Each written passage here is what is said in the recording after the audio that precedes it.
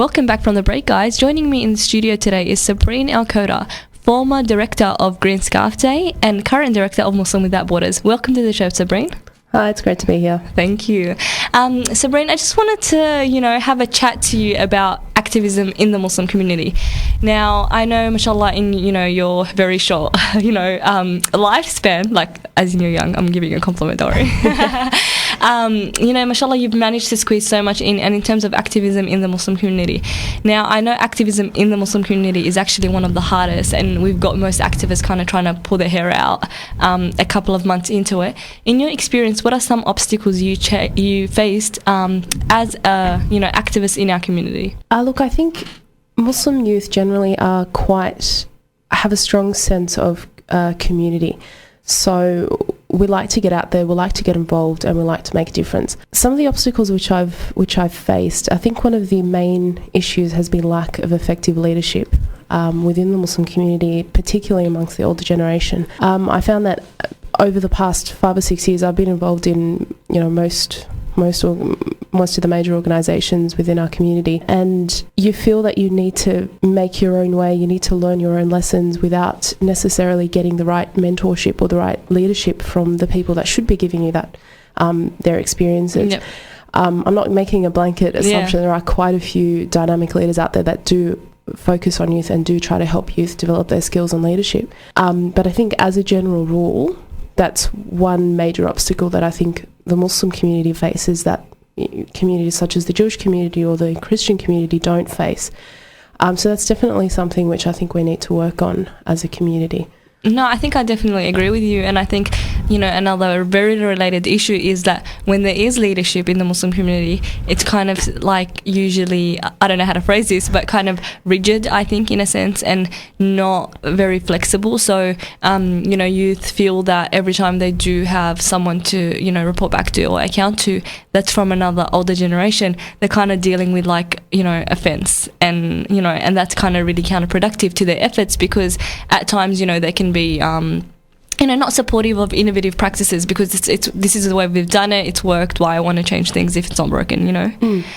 Absolutely. I mean, I think that's one of the major issues that's facing us at the moment, because we've got these archaic organisations that are being run by people that have been in those boards or have been looking after the organisation for years and decades even, and they're so inflexible in the way that they think that it takes a long time for change to occur. And the beauty of youth is that we are very flexible and we are willing to make changes in order to see change. So when you have a situation where we have these organisations, and as I said, this is something I've faced myself, you enter those organisations and you see the inflexibility and this, archaic way of thinking, you can't break through that. Mm-hmm. And that in itself, creates a situation where you become disillusioned with your community and you just think, oh, what's the point? I can't break through their way of thinking. So I think definitely the older generation within these organisations need to realise that we are living in a very different time. We are living in different circumstances, and they need to make way for fresh blood to come in and make it appropriate to the times that we're living in. And again, that's not to say that we don't appreciate the efforts and what they've done over the last 40, 50 years. Yep. We just think, okay, it's time to move on. Yep. Well, Sabrine, would you say that's a major part of what motivated you to start your own organisation with Green Scarf Day when you were at uni? I'd say Green Scarf Day was, a reaction to not having an outlet for youth to be involved in anti-poverty work within the Muslim community. At the moment, we have a couple of fantastic organisations, actually several fantastic organisations that focus on development and aid, but I found that they didn't really focus on youth. They didn't help youth get involved in these issues. It was very much a case of, fundraise some money for us, we'll go do the work, and that's the end of the story. Mm-hmm. So having always had a great interest in social justice and particularly anti-poverty work, I felt that youth needed a way of being able to express that concern and doing it in a way that was appropriate to them, that was going to be fun for them. So the idea was just about getting youth excited about raising awareness, raising funds for development projects overseas. Cause, Yeah. So having said that, I did actually face a bit of resistance at first by a few people that I suggested the idea to, who said, "Oh, it won't work. It's not going to be, people aren't going to be interested." But alhamdulillah, it worked out to be quite a.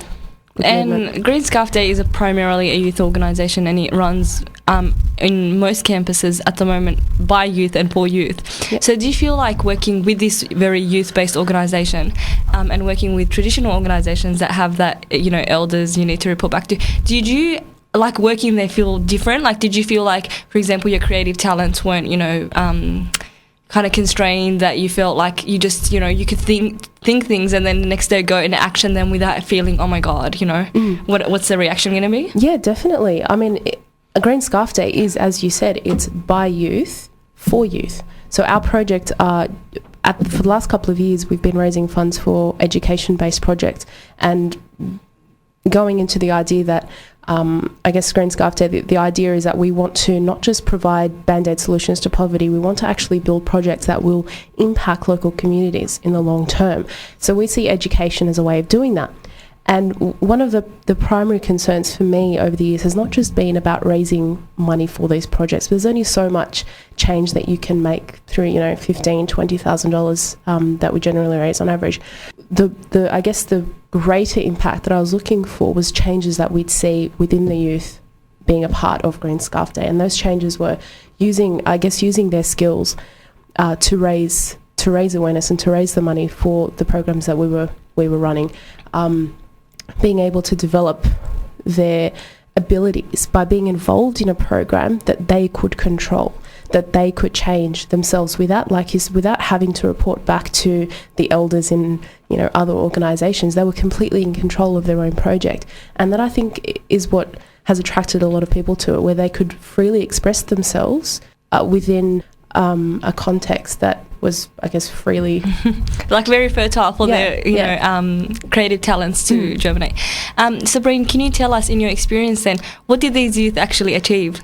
Because usually it's seen like, okay, here's a platform, what are you going to achieve? Can you tell us, for example, some success stories or someone in this organisation that kind of inspired you, that you, for example, they came in and you thought, yeah, whatever, and then they shocked you, for example? Or well, one example, and I don't know if he's going to be happy about me mentioning his name on air, but Jamal, who's a part of your team. He was a huge part of Green Scarf Day for the last couple of years, and he definitely raised a lot of awareness, and his marketing abilities are phenomenal. I have to give it to him. Those shirts were pretty funky.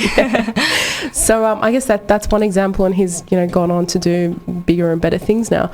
So I think it's definitely given, at least within my circle, I think people have it's given them the opportunity to realise that they can make a difference, and they actually can be fundamentally involved in the change process. And that's really what my aim was in Green Scarf Day, more so even than the development aspect. It was about mobilising youth to realise their capabilities. And I think it's, at least to some extent, helped in that way. Sabrine, I think an essential part of, for example, campaigns like Green Scarf Day that are occurring within the Muslim community but are not Islamic or theological per se. So, it's not related to, Islamic matters, but it has that Islamic tinge. Do you think these projects such as these that are not Islamic per se are actually important in that it brings out people that are kind of the borderline, that don't feel, for example, that they have the Islamic skills, or that they feel scared to engage with the Muslim community? So this is kind of like a professional neutral zone, and anyone has skills, for example, for marketing, for like selling, for things like that. Do you feel that projects such as these that are kind of neutral and not Islamic per se give a platform of engagement for these borderline youth? Definitely, and I think there's a greater scope within our community to move into that kind of activism, because, and I've been told this several times, that Green Scarf is almost like the Muslim answer to Oxfam, where it's fundamentally a Christian organisation, but because it's not advertised as such, it maintains a neutrality that other organisations can't, and so it attracts a much wider range of people. And I think that's really important, because we need to realise that we're not all, for example, extremely religious, or we're not all necessarily going to be attracted to the traditional dawah streams. A lot of people are interested in social justice that doesn't necessarily have an overtly Islamic tinge to it, exactly. So, and even in my experience with Green Scarf Day, I've had people involved that were from all ends of the spectrum, from all political ideologies, from all Islamic ideologies, and we don't clash because we're not there to talk about Islam. We're there to talk about humanity, and we're there to make a change for humanity in general. So, yeah. And again, that's not to say that those values are not Islamic. Of course. All we're saying is that the framework that's being used to launch them isn't an overtly, dogmatic religious platform that can turn off some people that are not, Exactly. Yeah, and I think that's also important for even dawah. I mean, dawah doesn't have to be, convert to Islam. This is what Islam's about. Yeah. Just going out there and showing through character. Yeah. Through character, through the work that you do, that is dawah at the end of the day. So we don't need to go out and say, hey, we're Muslim, hey, we're Islamic and we're this. People can see that through the work that we're doing. Sabrine, I know you're moving on, inshallah, to Muslims Without Borders. Can you tell me what Muslims Without Borders is? Yep, so I guess on the same strain, the idea is it's about youth being involved in the whole development and aid process. It's a bit more of a structured approach than I guess Green Scarf Day was. Various projects that we're working on would be things that such as Muslim Aid and Human Appeal would be working on, but the difference is that we're entirely focused on youth developing those programs and those projects, and not simply fundraising for those projects and programs, that they lead the actual managing those projects and programs. And as I said, for me, that's really important because it's a mechanism for youth to develop the skills that they need to be successful in their own lives. So it's really two-pronged. It's about development, but it's also about our own personal development. Excellent. Sabrine, I know a lot of people kind of say, they wake up in the morning, they can't even manage to squeeze in uni and work and things like that. And mashallah, you've done so much. Like, what's your kind of drive when you wake up in the morning? Like, what's your motivation to squeeze so much in? Because unfortunately, like, alhamdulillah, a lot of youth are very active, but it seems like the active ones are too active and then there's a whole bunch of inactive, right? What's your, inshallah, your words might be inspiration to some. What's your kind of, motivation, your catalyst? Like, what drives you?